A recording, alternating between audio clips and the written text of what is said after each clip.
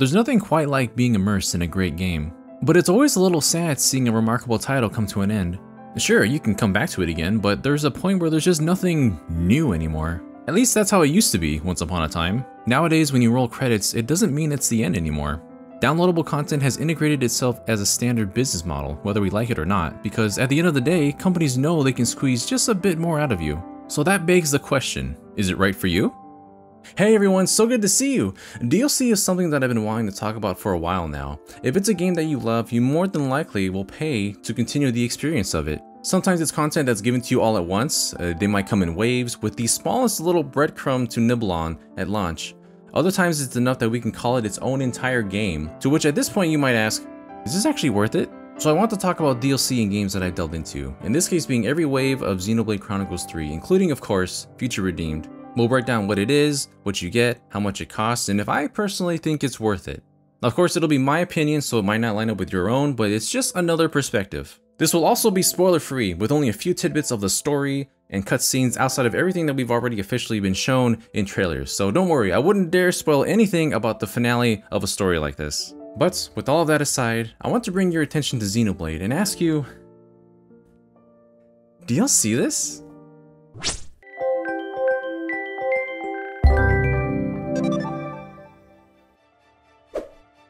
Xenoblade Chronicles has quite the history behind it, from the original title almost never releasing in other territories on the Wii, to becoming one of Nintendo's most polished, enduring franchises thanks to developers Monolith Soft. You could say their efforts are, in fact, monumental, so it makes a lot of sense that they would put in the extra effort to make sure the journey continues as long as possible with the release of downloadable content. Xenoblade Chronicles 3's expansion pass is available for $29.99 US dollars, or $26.99 British pounds. Content was released in 4 waves over the course of about 9 months and includes sets of free and expendable items, exclusive costumes, a mode for time challenges, a roguelike gauntlet mode, 2 new heroes with accompanying quests and classes, and of course a whole new story arc with Future Redeemed.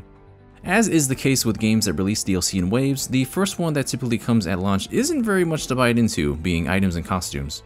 You can hardly call these costumes, they're just recolors. By the next wave though, players who have gotten a decent way into the story and have a firm understanding of battle can test their mettle with challenges by the Archsage, the holiest of beings. Gosh, he looks so soft and naked. These challenges will place you in a time attack with enemies in your party at set levels. Clear these challenges with a high enough rank to earn some very fine accessories or actual costumes. If it's a bit too difficult, you can lower the setting to easy and still earn prizes. Though you will earn less Nopon stones, which are an exclusive currency used to purchase new items. You can even level up your mastery and unlock new classes, easing up the grind for the experience.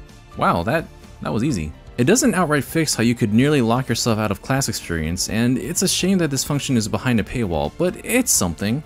Participating in the gauntlet puts you in a series of battles, one after the other. Start with any character you like, and after every round you may have the opportunity to purchase a new hero to join your fights or a wide variety of status buffs if you have the score to afford it. Some even curse you while providing unique benefits, so it's a careful juggling act of risk versus reward that requires a bit of luck. Although honestly, this timer doesn't really add too much except stressing me out as I wait for the refill to show up, because once it's empty, your team is like crippled, majorly. There's already enough to think about, come on man.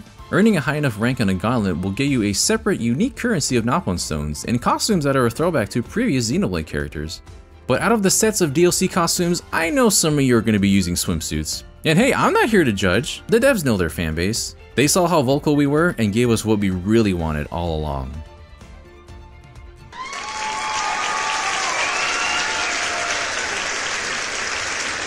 All in all, this portion is somewhat expected at this point, considering we pretty much got a very similar addition to Xenoblade Chronicles 2's DLC. It provides a challenge for those who think they've done it all, you can earn some unique upgrade options, and you get to hear Adam Howden living his best life as a Nopon. Spectacular! Marvelous! Will it bring friends joy? Archsage sure hope so! This man is such a gift to this series. We were also given exclusive hero quests. The first follows a very mechanical looking girl named Ino. She has the speech patterns of a Nopon and introduces herself as an artificial blade while claiming that Noah is destined to be her driver. Just hearing those terms in game will be tickling the bones of any Xenoblade Chronicles 2 fan. She has functions similar to Poppy of said game, even down to the name of the menu, Ino Swap. By finding ether spheres on the map, you can power her up over the course of your travels by giving her the good stuff. We all got our fixes. The second hero quest is with this fabulous lady, Masha, an expert of gemstones and crafting. She'll ask the party to escort her to where one of the craters made from the annihilation effect occurred to procure some fancy rocks. I love that her whole spiel just kinda goes right over the party's heads. At the end of her quest, you'll be able to make use of her skill at any rest point and make unique accessories, each which can grant a random stat that can be further refined. But to be honest, other than getting new hero classes, there isn't too much of substance here. Unlike the hero quests of the main game, both Ino and Masha's objectives are going to a couple of locations, fending off a small group of monsters, and getting their unique mechanic. The first half of their hero quest can be finished in like 15 to 20 minutes or so, and the fact that there were only 2, it's a little underwhelming. Much like other heroes, however, they do have an ascension quest, but it does take a bit of grinding to get Noah to level 10 for Nipponic Champion and Mio to level 10 for Lapidus. Had the expansion pass ended here, I would have said this was definitely not worth the cost, considering you could only get maybe an hour or so of gameplay off of the new content. And that's not even if you consider challenge modes to be something worth diving into. It's certainly not for everyone, especially for those who want to focus more on the story than the gameplay. It is considered that there are difficulty options, so getting some of these exclusive costumes and items is a bit more accessible considering this is content that was paid for. But we all know the real reason early adopters bought the expansion pass on the day of its announcement. And as some players anticipated, we've had hints of exactly what that was going to be right smack in the middle of the game.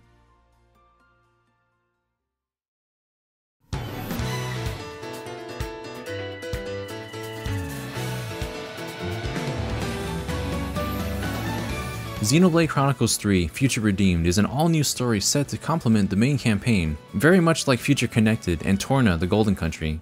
It was also announced basically just the other day. Sure, they teased the initial first look at a direct, but shortly after, Nintendo dropped the trailer and then released it 1 week later. They stated all the DLC was going to be out before the end of 2023, and they meant it. We're talking about the developers that pushed the base game's release date not back, but up. Monolith Soft is just built differently. Speaking of being built differently, right off the bat, that teaser gave us the first look at Shulk and Rex, who have aged up. And this, combined with the trailer released a week before launch, gave us a question or two, such as, how are they together? Where are Pyra and Mithra? Is that Fei Fong Wang? Did he say Nile? So is Matthew the son from that one scene? Is that his daughter? Is that his son? Where did your sandwich eating arm go? Ontos? What happened to your eye? Where did you work out? So is this person a console? Why are we seeing all 3 now? Alvis? Why are they on Zed's side? Oh god, they're showing us Klaus in a trailer? Why are you Dunban and Edward Elric? Who are you, Riku? What do you know? Why are you here? Why? Riku, just Riku. Common variety Noppon. Yeah, don't give me that. I'm on to you. I'm sorry, those trailers bring up a lot of emotions. Now that we have it in our hands, we can discover the answers to these questions ourselves. I'll assume most people checking this out will already have a basic grasp of how the flow of battle works.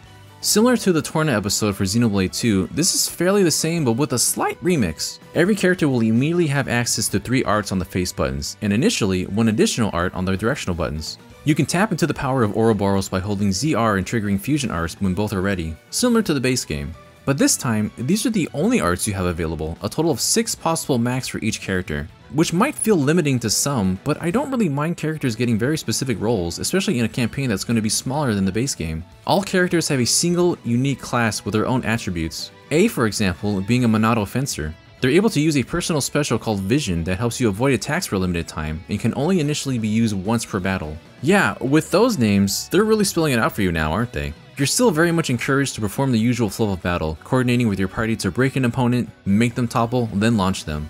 But this time, none of your party members are capable of finishing the combo with Smash or Burst, at least not alone.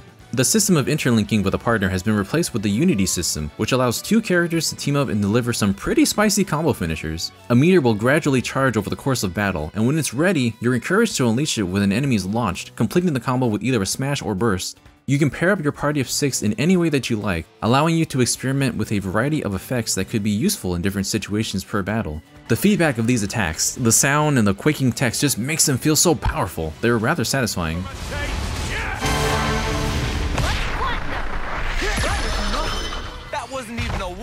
As mentioned earlier, you can unlock your repertoire of arts, not by levels this time, but rather by consumable items. Arts, gems, accessories, and even your potential skills can all be unlocked when you find specific corresponding kits. Sometimes rare monsters will drop them, or they'll be right there in the open, waiting on the field or in a special relics treasure chest. This incentive is but a single piece of Future Redeemed system that plays into your affinity. And boy, is this gonna get you moving around the world. Affinity goals encourage you to do absolutely everything. Exploration consists of finding landmarks, containers, rest stops, survivors who need help, and field crafting, which are spots you can repair for traversal, like ladders. Battle missions include fighting unique monsters and taking over enemy territories. Every single type of normal enemy can be recorded into your Enemypedia, which requires you to fight a certain number of monsters before it's recorded. While exploring or hunting, be sure to pick up everything possible so you can register them to your Collectopedia per area. Your bonds with allies and the community matter too, with each person you meet getting recorded in your web of contacts, and hints as how to further your progress with them. Finally, affinity scenes are essentially heart-to-hearts that let you get a good look at the surroundings while your party talks amongst each other. Every single one of these actions under affinity goals help accumulate points for character growth, and there's so much to do that you might find yourself unintentionally stockpiling these points.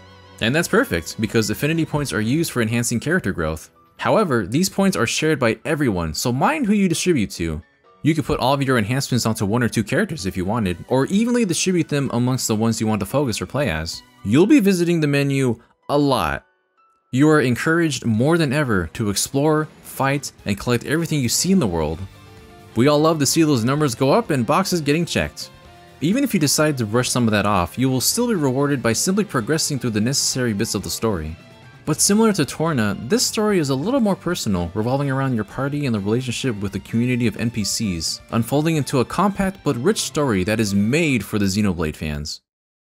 Matthew is the main character and focus of this story, in a time before the events that transpired with Noah and friends. He is accompanied by A and is searching for his sister Nael in a world and time where Kevin and Agnes were still at war with each other.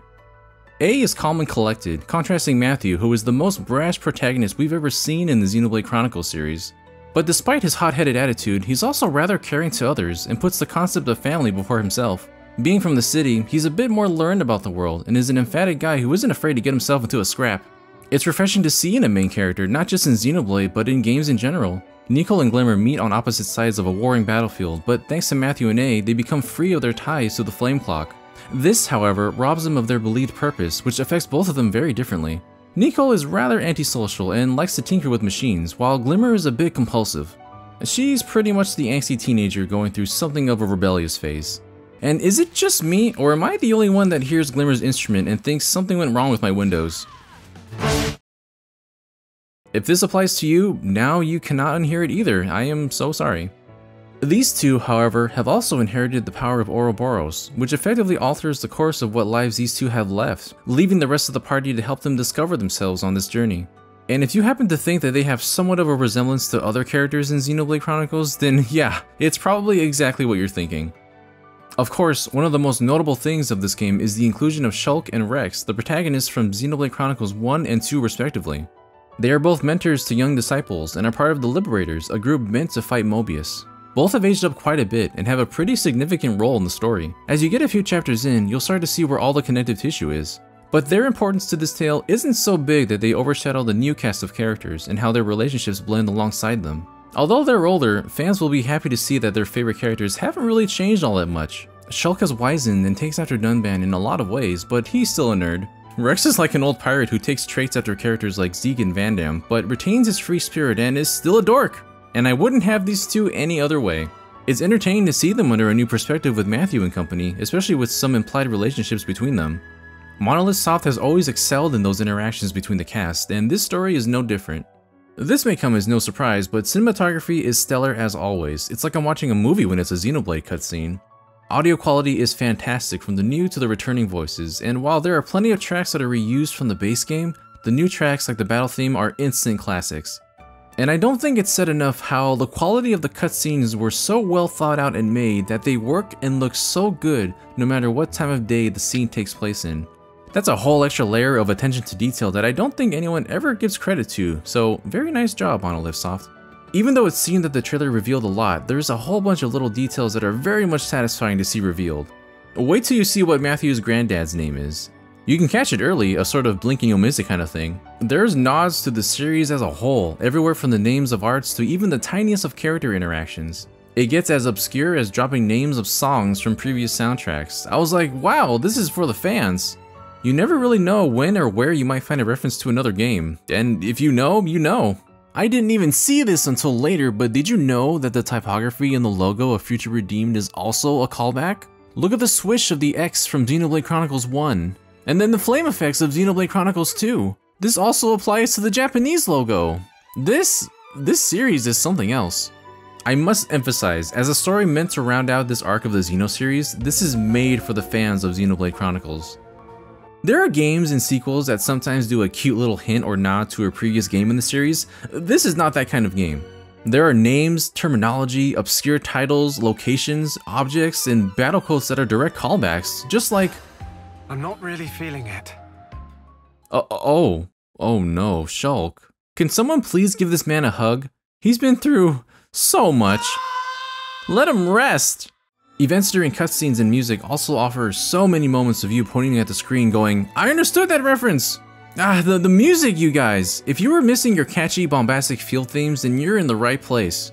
When I finally got to roam around as a full party of 6 for the first time, I was not expecting the feels that this game was going to put into me. The entire party, the characters, the way everything ties together, both thematically and mechanically within the game's systems, it's a fusion of everything that Xenoblade Chronicles has built up to. Not only is it a well-polished experience, even if you were perceiving it as a standalone title, but it's the epitome of fan service that is extremely gratifying. Xenoblade Chronicles 1, Future Connected, Xenoblade Chronicles 2, Torna, The Golden Country, Xenoblade Chronicles 3, Future Redeemed. It's not exactly the same because it was meant to be distributed in different forms of media, but in a way, they finally made their 6-part epic that the original Xeno series was meant to be. A complete story that can now be entirely experienced on the Switch, and there's just something poetic about that. So do I personally think that the expansion pass for Xenoblade Chronicles 3 was worth it? After spending a lengthy amount of time with it, I've come to the conclusion of yes! Especially considering Future Redeemed is just straight up its own game. As a fan of Xenoblade Chronicles since the first game hit the Wii, I am very much satisfied with what this provided me. Mind you, Waves 1 to 3 feel kind of like a small side dish to the main course that is the story of Wave 4. The wait for the final wave made me a bit anxious despite knowingly buying the pass on day 1. But with Future Redeemed, I never felt more compelled to complete everything in a Xenoblade Chronicles game. It's actually obtainable in a respectable amount of time. There are so many things that this connects within the Xeno series, sometimes in ways that will just blow your mind. This brings about the ending of a very long story that I've been a part of for years, and by the end, I don't think I've ever been more satisfied, regardless of whether this was or wasn't DLC. But of course, this is my opinion, and the value I find in this may not reflect your own. This was the opinion of someone who happens to really love Xenoblade and all the characters I've met along the way, even if the truth of Riku is going to keep me awake for days. But what are your opinions on the expansion pass? Have you played Future Redeemed, or are you still thinking about buying it? Let us know in the comments below, and be sure to subscribe to Good Vibes Gaming for more looks into games just like this. Leave a like, ring the bell, and all those other fancy stuff that raises our affinity with YouTube. For just $1, you can subscribe to our Patreon and get access to our community on Discord, where you can yell about Xenoblade with us on our dedicated channel. There's a lot of us there. You would build up so many affinity points. Actually, if you'll excuse me, I have to go spend some of mine. They just won't stop piling up. Till we meet again.